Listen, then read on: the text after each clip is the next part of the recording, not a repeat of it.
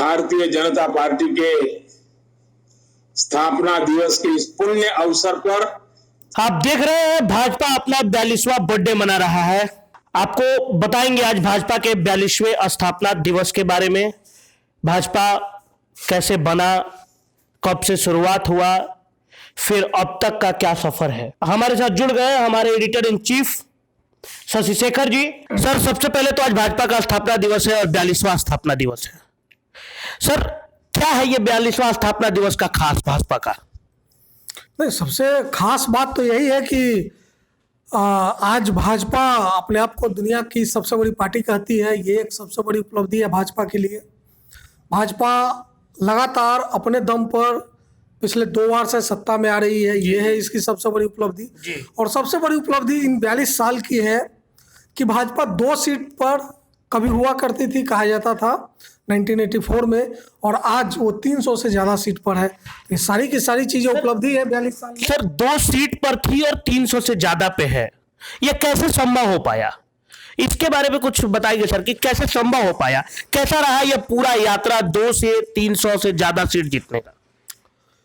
देखिए, बड़ा मतलब बृहद सवाल है ये कि कैसे संभव हो पाया। इस पर तो बहुत सारी किताबें लिखी गई, लिखी जा रही हैं और लिखी जाएंगी। और कि ये 42 साल का जो सफ़र रहा, और 42 तो भाजपा का रहा, लेकिन जो भाजपा का पेरेंट ऑर्गेनाइजेशन है, पेरेंट ऑर्गेनाइजेशन मतलब उसको आप पितृ संस्था और मातृ संस्था कहिए, जनसंघ या राष्ट्रीय स्वयंसेवक संघ।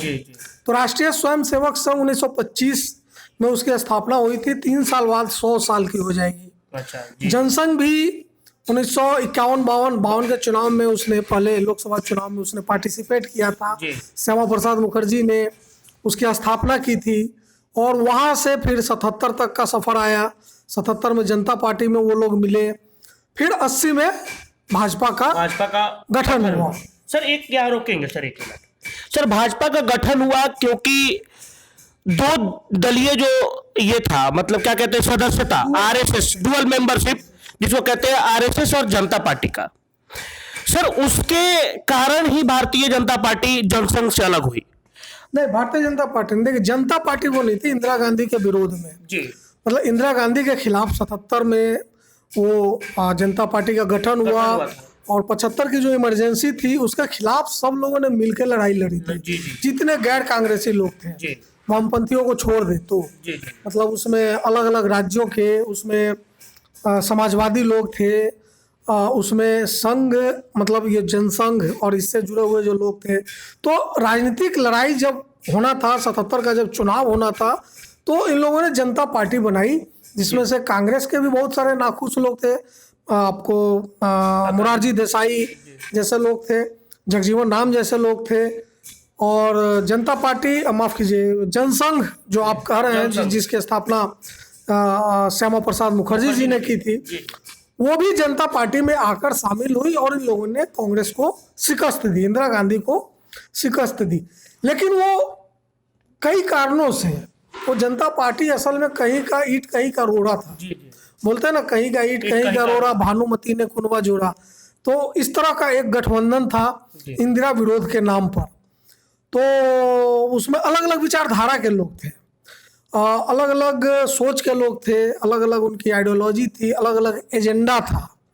तो जाहिर है कि वो बहुत ज़्यादा दिन तक चलने वाला नहीं था। प्रधानमंत्री पद को लेकर ही चौधरी चरण सिंह और मोरारजी देसाई में खटपट थी, तो वो सरकार गिरी। आप जो बात कर रहे हैं दोहरी सदस्यता की बात, तो ये चीज़ कहने में और मानने में किसी को गुरेज नहीं होना चाहिए कि चाहे जनसंघ हो या भारतीय जनता पार्टी, इनका जो मातृ संगठन है वो आरएसएस है। आरएसएस मतलब जो वो चाहे वैचारिक प्रेरणा स्रोत हो या उसमें आप की बात हो, आइडियोलॉजी हो, सब एजेंडा हो, वैचारिकी हो, या बहुत हद तक आप कह सकते हैं कि जो मानवीय संसाधन, उससे बहुत सारे, खुद नरेंद्र मोदी जी जो अभी प्रधानमंत्री हैं वो आरएसएस से भेजे गए थे भाजपा में। तो ये चला आ रहा है तब से। तो ये कहना, मतलब जनता पार्टी अकेले सिर्फ इसी मुद्दे के कारण नहीं टूटी थी, जनसंघ के मुद्दे के कारण या दोहरी सदस्यता, उसके कई कारण थे। सर हमें तो ये भी लगता है कि मतलब कई कारण होंगे, लेकिन ये जो कारण लिखा जाता है हर जगह दोहरी सदस्यता के कारण सर, लेकिन उस समय दोहरी सदस्यता छोड़ना मतलब देखिए आरएसएस, मुझे जहां तक जानकारी है कि अगर आप आरएसएस के कार्यकर्ता है तो आपको कोई उसमें आई कार्ड या ऐसा कुछ नहीं मिलता है, बस आप कार्यकर्ता है तो है, आप जुड़े हैं, काम कर रहे हैं, आपकी इच्छा है, आपकी इच्छा, हाँ आपकी इच्छा है, और आप नहीं करना चाहते आप बाहर हो जाएंगे। तो ये तो ऐसी कोई बात दोहरी सदस्यता वाली नहीं है, ये फैक्ट है कि कोई आरएसएस का सदस्य हो ना हो, अगर वो भाजपा में है तो आरएसएस की विचारधारा का प्रतिनिधित्व भाजपा में और राजनीति में करेगा। सर अब कहना है कि जैसा कि सर तब से लेके अब तक किन चीजों का फायदा भाजपा को मिला, मतलब किन किन चीजों का, पुराने कुछ चीजों का फायदा मिला या फिर नई आइडियोलॉजी बनी, नए लोग आए, किन चीजों का फायदा मिला इस पूरे सफर में भाजपा को कि इतने बड़े देश के एक बड़े पार्टी के रूप में वो उभर के आया सामने? देखिए हम लोग जब से भाजपा की राजनीति को देख समझ रहे हैं और तब से और अब तक में भाजपा के एजेंडा में, भाजपा की विचारधारा में कहीं कोई बदलाव नहीं है। अच्छा, वो मुझे लगता है कि बड़ा इंटैक्ट है।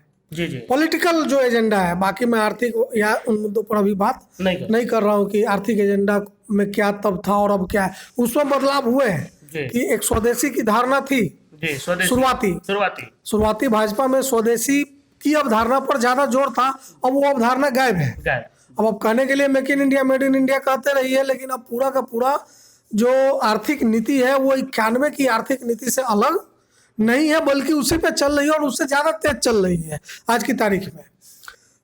लेकिन जो राजनीतिक एजेंडा आपने कहा उसमें कतई कहीं कोई बदलाव नहीं हुआ, नहीं है। राम मंदिर तब भी था, राम मंदिर वहीं पे आ रहे थे सर, वहीं पे आ रहे थे। जब नहीं, और भी मैं गिना देता हूँ, अभी ऐसे बहुत सारे मुद्दे हैं जो नहीं आए हैं अभी, बल्कि 2025 के चुनाव से पहले जिनके आने की संभावना है, जैसे यूनिफॉर्म सिविल कोड। अच्छा, वाजपेयी जी ने कभी अंतर क्या था, नेतृत्व का अंतर था कि नेतृत्व तब इन मुद्दों को कैसे टैकल करता था और आज का नेतृत्व कैसे कर रहा है। तब Vajpayee ji UCC, uniform civil code, समान नागरिक संहिता के मुद्दे पर संसद में ये कहते थे, उनका एक बड़ा प्रसिद्ध भाषण भी है कि कॉन्सेंसस डेवलप करिए लोगों के बीच, तब जाकर आप यूसीसी की बात करिए। तो ये एक उदारवादी और नरम छवि की बात कही जाएगी कि सबको इंक्लूसिव बातें हैं, सबको मिला जुला कर चलो, लेकिन आज का नेतृत्व वो नहीं करेगा। उसको 370 हटाना है तो इसके पास बहुमत है, वो 370 हटा देता है। उसको यूनिफॉर्म सिविल कोड जिस दिन लाना होगा वो ले आएगा, वो किसी से कॉन्सेंसस बनाने नहीं जाएगा, किसी नागरिक संगठन लाठी उसकी भैंस, नहीं ऐसा नहीं कहेंगे, जिसका बहुमत उसका भैंस, मतलब लाठी वाली बात नहीं है। सरकार को बहुमत है, लाठी का मतलब हमारा बहुमत, हाँ जनता ने बहुमत दिया है तो सरकार। अच्छा, भाजपा के आप हर चुनाव में मैनिफेस्टो को देखिए, ये सारे मुद्दे रहते हैं, थोड़े नरम शब्दों में, थोड़े गर्म शब्दों में वो रहते हैं। तो राजनीतिक एजेंडा में जो आपका सवाल है, इन 42 सालों में कोई बदलाव नहीं हुआ है, बल्कि आज की तारीख में वो थोड़ा और मुखर, थोड़ा और कठोर होकर सामने आ रहा है। आर्थिक एजेंडा में जरूर बहुत बड़ा बदलाव हुआ है कि जिस स्वदेशी की अवधारणा पर गोविंदाचार्य जैसे लोग काम किए, बहुत सारे लोगों ने काम किया, आज भाजपा उसको भूल गई है। जो भारतीय मजदूर संघ कभी उदारीकरण, निजीकरण जैसे मुद्दों पर कांग्रेस का विरोध करती थी, आज वो इन मुद्दों पर चुप है। तो ये बदलाव है आर्थिक मसलों पर, राजनीतिक मसलों में कोई बदलाव नहीं। क्योंकि सर जैसा कि देखने को मिला था कि इमरजेंसी के समय में ही आडवाणी जी ने एक राम मंदिर की प्रथा जो चल रहा था उसमें उन्होंने अपना समर्थन किया था, और तब से लेके आज तक वही राम मंदिर का मुद्दा हर इलेक्शन में आता है। और भाजपा अब पहले तो 2 था उस समय, अब आज 300 से ज्यादा हो गया है। मतलब ये मुद्दे बदलेंगे सर कि वही रहेंगे? इसको आप क्या लगता है कि सवाल है कि मुद्दे क्यों बदले? मैंने कहा ना अभी, इससे पहले मैं क्या कर रहा था कि जिन मुद्दों पर भाजपा बनी और आगे बढ़ी वो मुद्दे आज भी इंटैक्ट है। कुछ पूरे हो गए, राम मंदिर बन गया, 370 हट गया, यूनिफॉर्म सिविल कोड अभी बाकी है, इस तरह के और भी मुद्दे होंगे इनके पोटली में, वो धीरे धीरे आएंगे। और जिन मुद्दों पर जो पार्टी 2 से 300 प्लस सीटों पर जाती है उसको छोड़ने की क्या जरूरत है।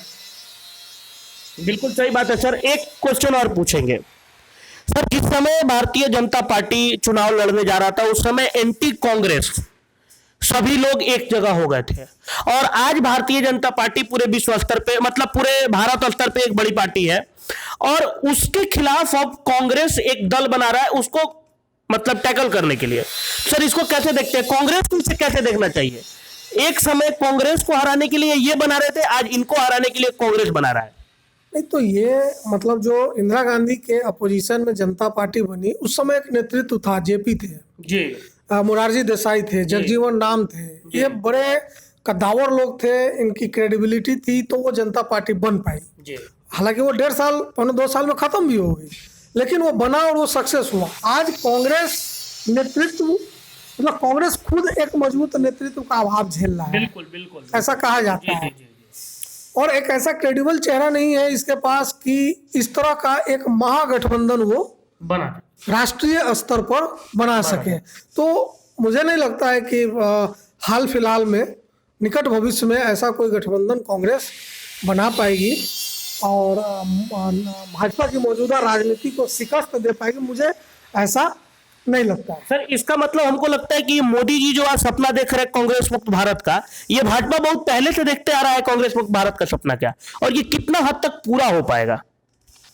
नहीं देखिए, कांग्रेस मुक्त भारत या किसी के भी मुक्त होकर अगर आप भारतीय राजनीति को देखते हैं तो मेरा ये कहना है कि किसी भी राजनीतिक दल का एक समय होता है जी कांग्रेस इस देश में 50-60 साल तक रही है सत्ता में, जी लगभग मुझे लगता है 50 साल कम से कम, तो बल्कि उससे ज़्यादा रही है। तो एक स्वाभाविक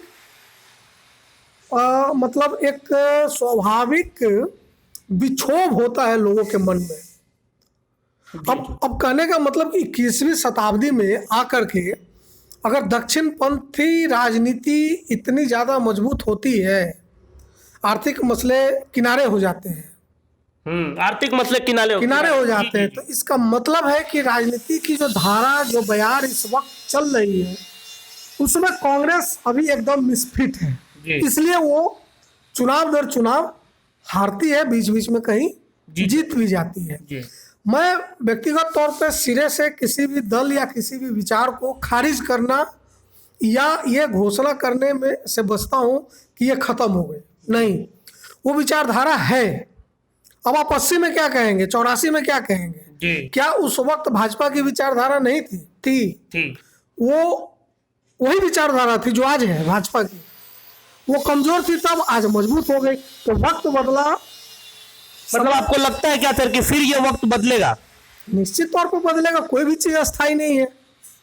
जब 50 साल की कांग्रेस की सेकुलर पॉलिटिक्स, जिसको बहुत सारे लोग मुस्लिम तुष्टीकरण कहते हैं, वो जब बदल गई और आज नरेंद्र मोदी के नेतृत्व में भाजपा ने एस्टैब्लिश कर दिया कि हम मुसलमान के वोट के बिना भी 300 प्लस सीटें जीत सकते हैं, तो बहुत बड़ी बात है। ऐसा संभव हुआ, तो ये वक्त नहीं बदलेगा, इसकी गारंटी या इसको कैसे कोई कह सकता है? ये चलेगा 10 साल, 15 साल, 20 साल, 25 साल हो सकता है चलेगा, लेकिन एक डिफरेंस है। देखिए, कांग्रेस 47 से ही अगर हम बात करें तो उत्तरोत्तर बीच के कुछ समयों में कुछ दिक्कतें रही होंगी, लेकिन भारत उत्तरोत्तर आर्थिक मोर्चे पर आगे बढ़ता रहा। इस वजह, ये भी एक बड़ी वजह रही कि कांग्रेस इतने लंबे समय तक शासन में रही। और तमाम मतलब ऐसा नहीं है कि राइट विंग पॉलिटिक्स तब नहीं थी, तब भी था, लेकिन आर्थिक मोर्चे पर आप सबका पेट भर रहे हैं, सबको रोजगार देते जा रहे हैं, कम कम ही सही, लेकिन एक कंटिन्यूअस प्रोसेस था, तो लोग उधर ध्यान नहीं देते थे। नरेंद्र मोदी जब 2014 में आए तो उन्होंने एक मिक्स पॉलिटिक्स शुरू किया, विकास को फ्रंट पे रखा वो, और जो उनका अपना जो एजेंडा था, भाजपा का जो एजेंडा था, आरएसएस का जो एजेंडा था, उसको बैक फ्रंट पे रखा। जैसे बीच में कभी आरक्षण की समीक्षा की बात कह देना, या बीच में अपने आनुषंगिक संगठनों के जरिए गाय बकरी हिंदुस्तान पाकिस्तान मुसलमान जैसे मुद्दों को different type का। थोड़ा थोड़ा बोलते रहना। ये शुरुआती में बता रहा हूँ आपको 2014 15 16 नोटबंदी तक। जी नोटबंदी इनका मास्टर स्ट्रोक था। कहा गया कि मास्टर इससे बहुत सारी समस्याएं ठीक हो जाएंगी आर्थिक तौर पे। वो नहीं हुआ, वो फेल हो गया। जी वो नोटबंदी का जो मकसद था कि कम से कम 3-4 लाख करोड़ रुपए ब्लैक मनी वापस आ जाएगा बैंक में, वो नहीं आया, तो ये फेल हो गया।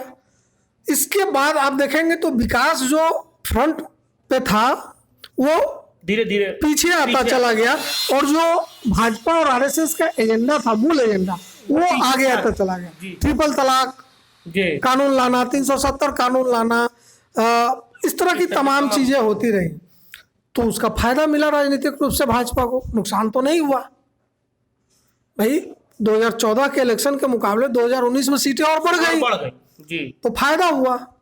तो फायदा तो हुआ, लेकिन आर्थिक मोर्चे पर जो स्थिति इस वक्त पिछले 4-5 सालों में नोटबंदी के कारण, जीएसटी के कारण और उसके बाद कोरोना के कारण, और आज की तारीख में जो आप देखेंगे महंगाई का स्तर, वो ये अगर थोड़ा और कंटिन्यू रहा जी तो फिर ये जो राइट विंग पॉलिटिक्स है ये उसी तरह धाराशायी होगी जैसे भाजपा कांग्रेस की सेकुलर पॉलिटिक्स धाराशायी हुई थी। सर जैसा कि आप कह रहे हैं, माना जाता है कि इतिहास दोहराएगा, क्योंकि एक समय आर्थिक स्थिति ठीक हो रहा था तो लोग उधर ध्यान दे रहे थे, लेकिन फिर इतिहास विकास पीछे हटा, पॉलिटिकल एजेंडा जो उनका प्रीवियस पॉलिटिकल एजेंडा था आगे आया। फिर आपको लगता है कि एक बार फिर से ये इतिहास दोहराएगा, विकास आगे आएगा और फिर ये पुराने पॉलिटिकल एजेंडा पीछे जाएंगे? देखिए, आप श्रीलंका की स्थिति इस वक्त देख रहे हैं। श्रीलंका के भी जो राष्ट्रपति हैं राजपक्षे, उन्होंने भी कुछ ऐसे डिसीजंस लिए जिसका खामियाजा आज उनको भुगतना पड़ रहा है। और जब ये स्थिति आती है तब पेट की आग जो है वो सबसे आगे हो जाती है, टॉप पे हो जाता है। तो फिर ये राइट विंग लेफ्ट विंग और ये सब चीज़ें पीछे हो जाती है। इसलिए मैंने कहा कि अगर नरेंद्र मोदी आर्थिक मोर्चे को दुरुस्त करने में सफल रहे निकट भविष्य में, तब तो ये चलता रहेगा, थोड़ा और लंबे समय तक चलेगा जी। लेकिन अगर ऐसा नहीं हुआ, लोगों की आमदनी घटती गई, महंगाई बढ़ता गया, तो एक समय आएगा। और देखिए, मैंने अभी कल परसों में जो जनसत्ता या कुछ खबरें आ रही हैं, वो एक खबर आई है कि सचिवों के साथ बैठक हुई है प्रधानमंत्री की, और उसमें सचिवों ने, विभिन्न विभागों के सचिवों ने मतलब एक तरह से वार्न किया है। कहा है कि कई राज्य सरकारें जो लोक लुभावन फ्रीबीज मुफ्त की जो योजनाएं चला रहे हैं, इससे वहाँ की स्थिति श्रीलंका जैसी बन सकती है। तो ये एक चेतावनी है इस वक्त। और पिछले 1 साल से लगातार जो मुफ्त अनाज 80 करोड़ लोगों को दिया जा रहा है, तो कई सारी योजनाएं चल रही हैं, स्टेट गवर्नमेंट्स अलग कर रही है, सेंट्रल अलग कर रही है। तो आर्थिक मोर्चे पर हम कहाँ जाकर रुकते हैं, जी जी, ये बड़ा इम्पोर्टेंट होगा इस तरह की पॉलिटिक्स के भविष्य को तय करने के लिए। अगर आर्थिक ठीक नहीं कर पाएंगे तो इतिहास फिर से एक बार दोहराएगा, निश्चित होगा। क्योंकि एक समय आएगा जब आप मंदिर मस्जिद के मुद्दे से ज़्यादा अहमियत आप अपने रोजगार, अपने भूख को देंगे जी। तो इस वक्त तो क्या है कि एनी हाउ कोरोना काल के समय से ही गरीबों को अनाज दे करके, कुछ पैसे दे करके इस चीज़ को दबाया गया है। जी जी। लेकिन ये कितना लंबे समय तक हो पाता है, ये बड़ा इम्पोर्टेंट है। तो ये हालांकि अभी, लेकिन जो स्थिति बन रही है आर्थिक, वो ठीक है नहीं जी।